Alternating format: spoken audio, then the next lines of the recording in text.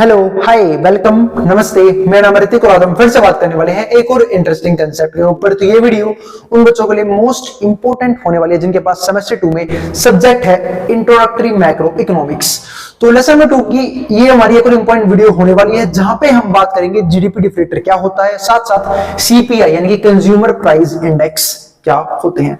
तो ये दो हमारे मेनली कंसेप्ट होंगे आज की वीडियो के। तो शुरू करते हैं आज की वीडियो। और भाई इस कंप्लीट सीरीज के नोट्स प्रिपेयर हो चुके हैं। जिन बच्चों को नोट्स परचेज करने हैं वो इस नंबर से नोट्स ले सकते हैं 9667836336। तो आते हैं आज के कंसेप्ट पे। और हाँ, जाने से पहले भाई हमारा टेलीग्राम चैनल भी ज्वाइन कर लेना, जहां पे कोई किसी भी तरह की अपडेट होगी तो वहां पे लेके आऊंगा, ठीक है। और अभी वेबसाइट पे काम चल रहा है तो मैं वेबसाइट भी बनाऊंगा ताकि जो भी अपडेट होंगे, या फिर मान लो किसी को प्रीवियस क्वेश्चन पेपर चाहिए होते हैं या फिर किसी को सब्जेक्ट की पीडीएफ ही चाहिए तो मैं वहां पे अपलोड करता रहूंगा। तो उसका लिंक भी अगर जब वेबसाइट बन जाएगी आपको डिस्क्रिप्शन में मिल जाएगा मेरे चैनल के। आप वहां जाके भी कुछ चीजें जो आपकी हेल्प की होंगी वो पढ़ सकते हैं। तो शुरू करते हैं आज की वीडियो, जहां पे मैं समझना है कि सबसे पहले जीडीपी डिफ्लेटर होता क्या है। उससे पहले मैं ये समझना होगा कि भैया जीडीपी क्या होती है। देखो, जीडीपी की फुल फॉर्म कहते हैं क्या होती है तो सबको पता है ना, ग्रोस डोमेस्टिक प्रोडक्ट। लेकिन जीडीपी का मतलब क्या होता है? तो जीडीपी का मतलब होता है एक टेरिटरी के अंदर एक साल के दौरान जो भी गुड्स या फिर जो भी सर्विसेज प्रोड्यूस की गई है उनकी टोटल वैल्यू को क्या बोलते हैं? जीडीपी, ठीक है। तो बात यह है जीडीपी डिफ्लेटर क्या होता है। तो देखो, जीडीपी जो है अगर हर साल हमारी इंक्रीज होगी तो वो क्या दिखाती है कि कहीं ना कहीं हमारी इकोनॉमी एक्सपैंड हो रही है, ग्रोथ कर रही है, अच्छी होती जा रही है दिन प्रतिदिन। लेकिन एक बात यह भी आता है हमारे दिमाग में कि हम जीडीपी किसके बेस पे निकालते हैं? मार्केट वैल्यू के बेस पे। किनके? गुड्स और सर्विसेज के। अगर गुड्स के प्राइस बढ़ गए तो भी हमारी जीडीपी बढ़ जाएगी। सपोज करो, मैं आपको एग्जांपल देता हूं कि अगर मैंने पिछली वीडियो में भी करी थी, अगर मान लो कि ऐसे ऐसे 100 मार्कर बनाए जाते हैं, इस मार्कर का प्राइस है 20 रुपए, तो कितना रुपया खर्चा आया टोटल मिला के? 2 into 1 2,000 रुपए का जो है वो हमारे जीडीपी में इसका योगदान रहा, 2,000 रुपए का सिर्फ, क्योंकि 2,000 रुपए इसकी मार्केट वैल्यू है, इसमें बेचा गया था और कंज्यूमर्स ने इसे 2,000 रुपए में लिया है, तो ये इसकी मार्केट वैल्यू हुई। लेकिन क्या हुआ, नेक्स्ट ईयर में इसका प्राइस इन्फ्लेशन की वजह से हो गया 20 से बढ़ के 30, लेकिन बनाए अभी भी 100 जा रहे हैं। तो अब कितना अमाउंट का इनकम जनरेट हुई? 3,000 रुपए की। तो क्या इससे बड़ा जीडीपी बढ़ेगा या नहीं बढ़ेगा? बढ़ेगा। ऐसा ही होता है जब इन्फ्लेशन आता है और जब प्राइस लेवल बढ़ता है तो प्राइस के साथ साथ क्या होता है, हमारी जीडीपी में बढ़ के दिखाई देती है। पर क्या असली में ग्रोथ हुई? बिल्कुल नहीं हुई। क्यों नहीं? बात यार, जीडीपी तो बढ़ गई लेकिन ग्रोथ बिल्कुल नहीं हुई। इसका एक मेन रीजन क्या है कि प्रोडक्ट पहले भी 100 बनाए जा रहे थे, अब भी 100 बनाए जा रहे हैं और ग्रोथ कम मानी जाती है। अब एक सिंपल सी बात है, जब लोग बढ़ेंगे तो प्रोडक्ट भी बढ़ने चाहिए ना, यानी कि जब गुड्स एंड सर्विसेज भी तो बढ़नी चाहिए साथ साथ। प्राइस बढ़ने से जीडीपी बढ़ेगा, उसमें कोई एक्सपेंशन नहीं माना जाता है। आई बात समझ में? तो इस बात का भी ध्यान रखना। तो इसलिए हम दो तरह के जीडीपी कैलकुलेट करते हैं, एक होता है नॉमिनल जीडीपी, एक होता है रियल जीडीपी। अब बात में नॉमिनल जीडीपी क्या है? नॉमिनल जीडीपी हमेशा निकाला जाता है करंट प्राइस के बेस पे, लेकिन रियल जीडीपी क्या होता है? जो निकाला जाता है एक बेस प्राइस लेवल पे। अभी बात में करंट प्राइस क्या है वो सबको पता होता है, जो इस साल के दौरान उस चीज की वैल्यू थी। लेकिन बेस प्राइस क्या होता है वो हम बात करेंगे अभी थोड़ी देर में इसी वीडियो के अंदर। तो सबसे पहले समझते हैं जीडीपी डिफ्लेटर का सिंपल सा फॉर्मूला, बहुत ही टूचा फॉर्मूला है। मतलब मुझे बस दो चीज चाहिए और मैं जीडीपी डिफ्लेटर निकाल सकता हूं आराम से। एक तो चाहिए नॉमिनल जीडीपी अपॉन में रियल जीडीपी, ये हमारा क्या बनता है? GDP deflator. बात ये भैया, इससे बनेगा हमारे न्यूमेरिकल क्वेश्चन जो हम आने वाली वीडियोस में डिस्कस करने वाले हैं, इस बात को भी ध्यान सुन लेना।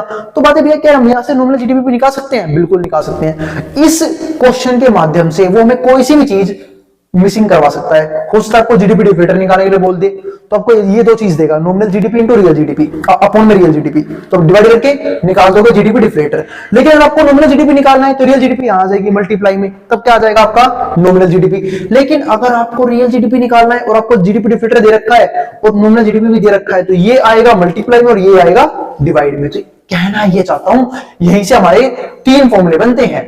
और हम जानते हैं मैथ में हम एक इक्वेशन से कभी भी एक वेरिएबल की वैल्यू आराम से निकाली जा सकती है, बस हमें बाकी 2 चीज पता होनी चाहिए। तो ऐसे ही इस फॉर्मूले से हम कभी भी किसी भी एक चीज की वैल्यू हमेशा निकाल सकते हैं अगर हमारे पास बाकी 2 चीज गिवन है तो अब आते हैं, देखो क्या लिखा हुआ है यहाँ पे। तो the GDP deflator implicit price deflator of GDP, इसका मतलब क्या होता है? It reflects what's happening to the overall level of prices in the economy, यानी कि इकोनॉमी में प्राइस का लेवल क्या चल रहा है, इन्फ्लेशन आ रहा है, डिफ्लेशन आ रहा है, क्या आ रहा है। वो करने के लिए क्या निकालते हैं, जीडीपी डिफ्लेटर। और मेरा क्या लिखा हुआ है, GDP is the ratio of nominal GDP and real GDP. तो वो सब जीडीपी जो है यानी कि जीडीपी डिफ्लेटर जो है वो रेशियो है किसके बीच का, नॉमिनल जीडीपी का टू में रियल जीडीपी का। वही तो लिखा हुआ है वहां पे कि जीडीपी डिफ्लेटर बराबर है नॉमिनल जीडीपी अपॉन में रियल जीडीपी। क्योंकि मैं चाहूं तो रेशियो को फ्रैक्शन की फॉर्म में जब मर्जी लिखता हूं मेरे भाई, जब मर्जी। आई बात समझ में, ध्यान रखना इन बातों का। अब यहां पे देखो नॉमिनल जीडीपी की डेफिनेशन लिखी हुई है, मतलब ये कैसे निकलता है, सिंपल सी बात है, बता चुका हूं। मेजर्स करंट रूपी वैल्यू यानी कि जो करंट वैल्यू के बेस पे हो, और रियल जीडीपी जो हमारा कांस्टेंट प्राइस या फिर बेस प्राइस की ऊपर हो। तो measures output value at a constant prices. अब जीडीपी डिफ्लेटर, अब बात है कांस्टेंट प्राइस का मतलब ये भी होता है क्या कि हमने एक बार जो प्राइस सेट कर दिया भाई, अगर मान लो 2000 सन में यानी कि सन 2000 में कोई चीज 20 रुपए की थी, तो अब उसका बेस प्राइस 20 रुपए ही रहेगा। तो इसका जवाब जानने के लिए रुकिए बस थोड़ी सी देर, उससे पहले समझते हैं जीडीपी डिफ्लेटर को। देखो क्या लिखा हुआ है, measures the price of output relative to its price of base year. ये हमें ये शो करता है कि प्राइस क्या है आउटपुट का, किसके अकॉर्डिंग, बेस ईयर के प्राइस के अकॉर्डिंग। यानी कि पहले प्राइस क्या था और अब इन्फ्लेशन की वजह से बढ़ के प्राइस कितना हो गया है, ये हमें क्या शो करता है, ठीक है, जीडीपी डिफ्लेटर। अब आते हैं उस पॉइंट पे जो मैंने ये समझाया था कि क्या हमने एक बार जो बेस प्राइस सेट कर दिया क्या वो हमेशा बेस प्राइस रहता है, नहीं, हर 5 साल में नया बेस प्राइस सेट किया जाता है, ठीक है, और उसी के हिसाब से हम रियल जीडीपी कैलकुलेट करते हैं। तो देखते हैं यहाँ पे क्या लिखा हुआ है, देखो यहाँ पे लिखा हुआ है, note bureau of economic analysis has decided to update periodically prices used to compute real GDP। यानी कि वो क्या करेंगे, अपडेट करेंगे periodically prices, यानी कि एक नया प्राइस सेट करेंगे। अब आते कितने टाइम के बाद, वो देखो आगे लिखा हुआ है अबाउट एवरी 5 years, यानी कि हर एक 5 साल में, ठीक है, एक नया प्राइस सेट किया जाएगा हर चीज का जिसको हम एज अ बेस प्राइस मानेंगे। A new base year was chosen, एक नया बेस ईयर चूज किया जाएगा। प्राइसेस वर देन, मतलब वो बात है कि आप हर एक प्रोडक्ट को नया प्राइस, हर 5 साल नया प्राइस यूज करते हैं, नहीं मेरे भाई, एक साल को हम मानते हैं क्या, बेस ईयर। यानी कि हमने जो 5 साल लिया ना, हम उसमें से एक साल को एज अ बेस ईयर मान लेते हैं और उसी साल के प्राइस के हिसाब से हम बाकी सालों का जीडीपी कैलकुलेट करते हैं। यानी कि आने वाले 5 सालों का जीडीपी कैलकुलेट किया जाता है। अब आगे देखते हैं, were chosen prices were then held fixed and used to measure year to year changes. और प्राइसेस क्या दिखाते हैं कि ईयर से ईयर क्या चेंज आ रहा है, ठीक है, मतलब हर साल में जीडीपी में क्या आ रही है, जीडीपी बढ़ रहा है, जीडीपी घट रहा है, क्या हो रहा है उस बेस ईयर के जीडीपी के हिसाब से। बाकी देखो, in production of goods and services until base year was updated once again. और जब तक उस प्राइस को हम एज अ बेस ईयर मानते हैं, जब तक नया बेस ईयर नहीं आ जाता, कहते हैं ना पुराने चीज की वैल्यू जब तक बचती है मेरे भाई, जब तक नई चीज दुनिया में नहीं आ जाती, है ना। कीपैड वाले फोन के जब तक स्मार्टफोन नहीं आया, तो यही बात यहां पे है कि पुराना बेस ईयर जब तक लागू रहेगा, जब तक नया बेस ईयर नहीं बन जाता। अब आते हैं अगले पॉइंट पे। अब हमारे पास ये तो था जीडीपी डिफ्लेटर का कंप्लीट टॉपिक जो हमारा हो चुका है कंप्लीट। फिर भी किसी बच्चे का कोई भी डाउट रह जाए, आप आराम से कमेंट बॉक्स खुला हुआ है, वहां पे कमेंट कर सकते हैं, ठीक है। कोई बड़ी क्वेरी हो आप मुझे व्हाट्सएप पे भी डाल सकते हैं, और किसी भी तरह का सजेशन हो वो भी अपने कमेंट बॉक्स में कमेंट कर देना। और भाई अगर वीडियो पसंद आई तो वीडियो को लाइक किए बिना मत जाना, और चैनल को सब्सक्राइब भी कर देना ऐसी वीडियोस के लिए। आई बात समझ में, और जिन्होंने पहले सब्सक्राइब किया है उनके लिए भाई बहुत बहुत धन्यवाद। और अब आते हैं अपने नए टॉपिक यानी कि सीपीआई, कंज्यूमर प्राइस इंडेक्स, ये क्या होता है। तो देखो क्या लिखा हुआ है, कंज्यूमर प्राइस इंडेक्स। अब ये क्या है, देखो लिखा हुआ है सीपीआई यानी consumer price index is direct price index and more suitable to consumers. किनके सुटेबल है, कंज्यूमर्स के लिए।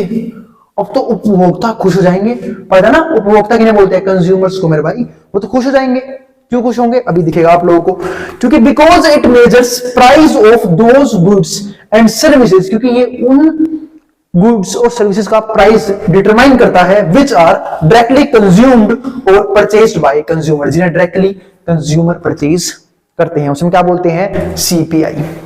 यानी कि मैं ये मार्कर परचेज कर रहा हूं क्योंकि मैं इसका कंज्यूमर हूं, क्योंकि मैं इसे लिख के पढ़ाता हूं, तो सिंपल सी बात है वैसे क्या हो गया, मैं मेरे लिए इसका प्राइस क्या हो गया, CPI, consumer price index.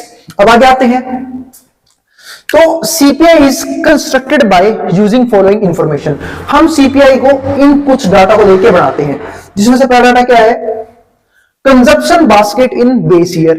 Consumption basket क्या है, बेस ईयर, यानी कि अगर प्राइस बेस ईयर में कुछ था तो उस टाइम पे कितने प्रोडक्ट की डिमांड की जाती थी या फिर कंज्यूमर कितना कंजप्शन करते थे।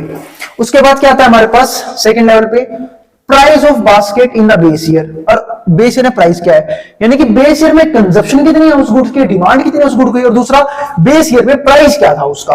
और तीसरा हम चेक करते हैं price of the items in the given year, और साथ साथ उस साल में और भी जो गुड्स और सर्विसेज थी उनके प्राइस क्या क्या थी।